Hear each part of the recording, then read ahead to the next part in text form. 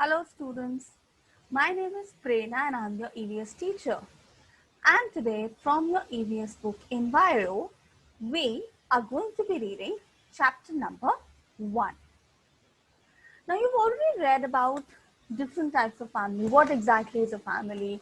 What are the different types of families? You have a joint family, you have a nuclear family, and what is it that every member of the family needs to do to make it a happy family. In your previous classes, you have read all about it, correct?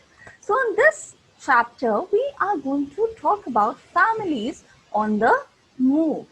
So what do you mean by families on the move? Let us try and understand it. So we start reading chapter number 1. So this is chapter number 1 and the name of the chapter is Families on the Move. And this is unit 1, talking about family and friends, talking about relationships. Alright, so here we go. So here are a set of questions given that do you live in a joint family or do you live in a nuclear family? So we know what is a joint family when you're living with your grandparents and your uncle and auntie. Nuclear family, it's just you and your parents. Then have you been living in your present residence since birth? So let's say you were born in Mumbai. Are you still staying in Mumbai? Or maybe you were born in Agra or you were born in Delhi. Are you still staying there? And do you have any friend who has shifted from one place to another? So it's quite common for us to have friends probably whose father is in the armed forces, or father is into or mother is into a transferable job.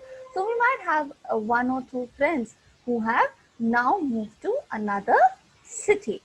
So you can fill in this information according to your experience. Earlier in India, extended families often lived under one roof. That is, all of them lived in the same house. They lived there happily and followed their family occupation. But now the conditions have changed. The people started to move due to wanted and unwanted reasons. So in the first paragraph, we've spoken about that how in earlier days people lived whether it was 10-member family or 15-member family or whatever be the size, they all lived in the same house and they all followed the same occupation. So let's say the occupation of the family was bangle making. Everyone was into the same profession. The occupation was farming. Everyone was into the same profession of farming. But now what has happened, from past few years, people have moved out of their families due to some wanted reasons and some unwanted reasons. So wanted reasons could be that someone probably wanted to go into a different profession. So maybe there was someone who didn't want to be a farmer, someone wanted to be a teacher, someone wanted to study more. So that is a wanted reason. Unwanted reason, if there's a fight in the family, so that could be the probable reason. The movement of people from one place to another in order to find work or better living conditions is called as migration. So when people move from city A to city B or country A to country B because they're looking for work, then it is called as migration. People who migrate are called migrants. Migration of people from one country to another is called as international migration. People who move from their own country to settle in another country are called immigrants. These immigrants are called immigrants in the country where they move, or people who come to live permanently in a foreign country. All right. Next, why do families move? So it says families move due to many reasons. Of course, reasons being better jobs, maybe due to better education facilities, maybe there's a natural disaster, maybe the houses were destroyed. So it could be any reason. Now we are discussing in detail about the various reasons that people move from one city to another. So the first one is transferable job. Like I told you in the introduction of the chapter, some jobs require frequent shifting from one place to another, and such jobs are called transferable jobs. Being to the armed forces, banking, all these are transferable job. In some, some government teaching jobs are also transferable. For instance, Rocky's father works in government of India.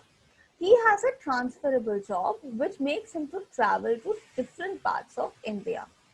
His mother is in a central school as a teacher who also needs to travel to places for her promotion. Rocky and his younger sister travel with their mother because they study in central school. Rocky is now in class 5 and this is the third school he has been to, but he does not mind that because he loves to go to new places and meeting new people. He keeps in touch with his old friends through letters and internet. So imagine you get in the advantage of a transferable job is that you get to meet so many new people, you get to see so many places and you make so many friends. But like Rocky, you need to be in touch with all your friends. The second reason is displacement and demolition. Sometimes people are forced to migrate and shift to other places, and this is called as displacement.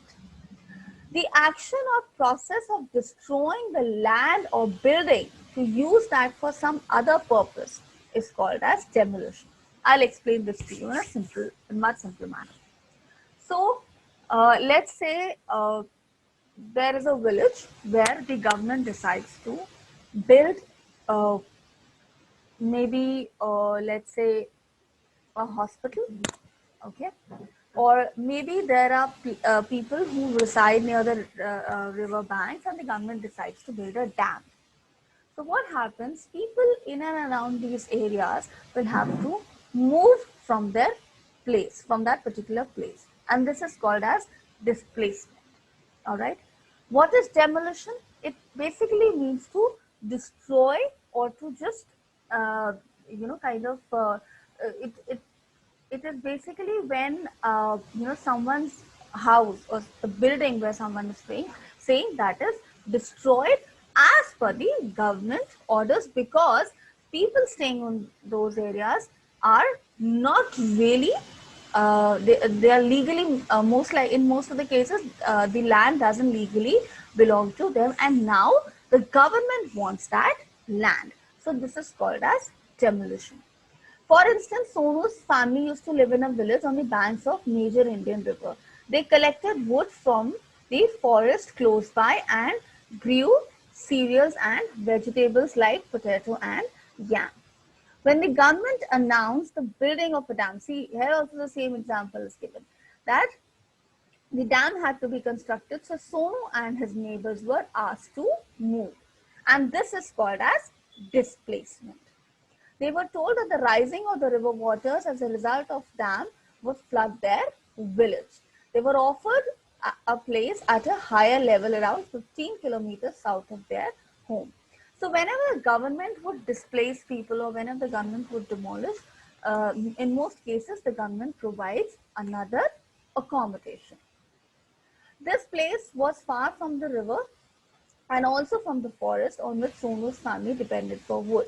The soil there was not as fertile as the land near the river. Sonu's father spoke to the government representative and asked for a place closer to the lake that would be formed by the dam. He also asked for fishing rights there. The official promised him that this would be given to him and to other members of the community once the dam was completed in about 3 years.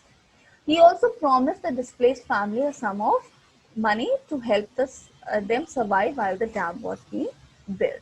So see, the government also helps those people who have been displaced. Now we're looking at the case of demolition.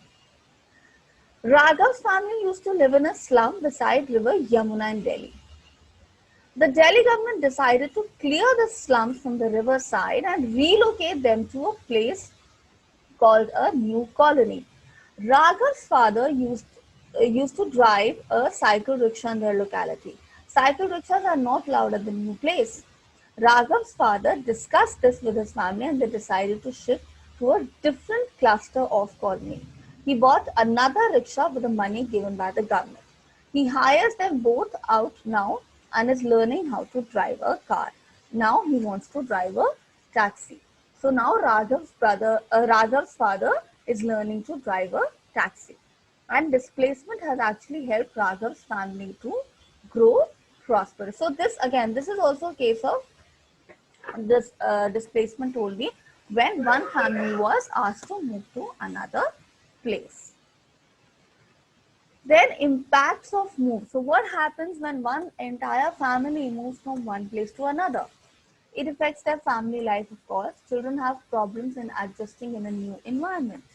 People in new environment make them feel like unwelcome guests. Sometimes it happens. So whenever you have a new classmate, please make that classmate feel welcome. Talk to that classmate. If the classmate has, let's say, taken admission in the middle of the session, you can always offer your notebooks and say that this is what has been done so far. This way, you will make good friends. Elderly members of the house are left alone when the young generation migrates. That happens in some cases. Now we talk about changes in the family structure. As we have seen, people move out of place and away from their families for various reasons. These people may form smaller family units which may have different beliefs and ideas. People's beliefs and practices may also vary from generation to generation, and that is what we popularly call as the generation gap. Most of the families in the past were joint families. In joint families, different members like grandparents, aunts, uncles, and their children, everyone lived together as a single family. Every member helps each other in all work. They used to share the happy moments as well as sorrow. Old people, they used to look at children. And children, they were told a lot of stories by their grandparents. Nowadays, the number of members in a family are decreasing day by day. All right. And the concept of nuclear family is adopted by a lot of people. With changing times, many customs and traditions have changed. And one example given here is that earlier women were only seen doing household chores. But today, women, because she's called as a multitasker, she's taking care of the home and she's managing the office as well. And now even men are taking active part in the household activities. Children also help their parents with various household jobs. Some values, however, remain unchanged. The younger members are respectful towards the elders, and elders also love their younger ones. To teach children about values and rules, sometimes elders have to be strict with them. So we have learned so much in this chapter about families, and I would just say one thing which I always tell whenever I'm teaching a chapter related to family, that as a member of the family, you need to ensure that you make some positive contribution. A small example, maybe setting your own bag. As a class 5 student, you can set your own bag. You can ensure that your uniform is ironed for the next day. You can also see that at least maybe one or two subjects you're facing difficulty, but subjects that you find easy, you prepare on your own. And you can just ask your mother or father that, here are a few questions, why don't you quickly ask me, so that I can, you can also be rest assured that yes, I am prepared for the exam. So always remember, whenever you are living in a family, you need to contribute in some or the other positive manner. Thank you so much.